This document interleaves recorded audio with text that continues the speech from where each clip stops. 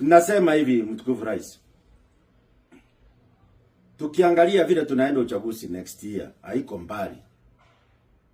Lazima nikuelezee ukweli sababu ground vile iko. Watu wengi hawezi kukuambia, maybe wanaogopa kukuambia, maybe wao upendi uambiwe ukweli. Ni kweli. Mimi nasema ukweli. Unaona hii mikutano sana sana tuanzie kwa Gachagua, Matira. Ile mbunge wa huko ni Eric Wamumbi. Wakati UDA iko na mkutano huko, watu wanaenda na magovia ya UDA manguo. Watu wana mobilize, watu wanakucha wengi sababu pesa imetolewa. Mtu anawaambia kucha na rais akikuja na nataka hii mkutano ikiwa tunasema rais wapi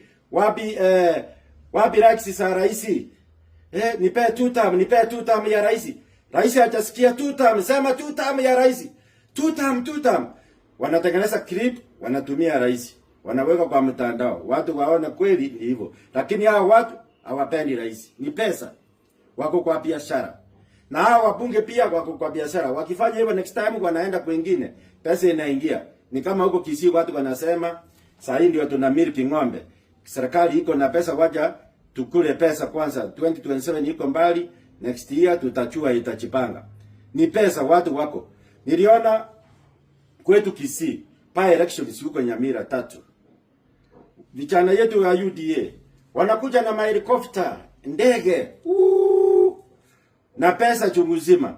Wanaweka watu hapa wanawamwagia pesa. Naona wamefanya kazi. Wanatumia president clip. Hapa ni Borabu. Sema 2 term ya rais, 2 term. Shameni 2 term. Rais hajasikia 2 term.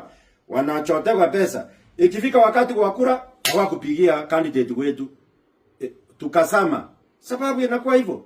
Hata kampeni za siku hizi vijana wengi including hao kina Cheruiyot, watu wa Rift Valley, siku hizi biashara imekuwa ni helicopter. Sijui pesa inatoka wapi. Nani aliwaambia helicopter mkienda pahali mtachaguliwa? Hakuna. Hiyo sio njia ya kutafuta. Hata Kisii kwetu helicopter. Hiyo pesa mingi ya kutumia helicopter saidia maskini. Hivyo ndio hivyo. Kwa ground vile iko. Watu wanapenda pesa. Hii vijana wapunge acha yao ni pesa, watanganya rais. Na ground hakuna. Kama masemeji yangu mimi kama semeji, mimi nimeoa Mokoroini. Vile Morokabe ni sehemu tumeoa sehemu moja. Vile iko kwa ground sana sana kwa masemeji yangu. Na nilisema Wakikuyu wote mtu wanataka ni Matiang'i. Period. Sio Kalonzo vile nilisema. Kalonzo ataongeleshwa kwa taachia Matiang'i. Tukianzia Matira, tukienda uchaguzi kwa 2027.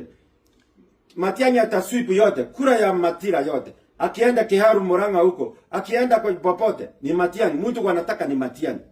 Ila kitu kwa ground sababu watu hawaambii rais. Watu kwa ground wanasema Uhuru Kenyatta mzee kutoka 63 mpaka 78, 15 years yake Mkikuyu. Kibaki 10, Uhuru 10.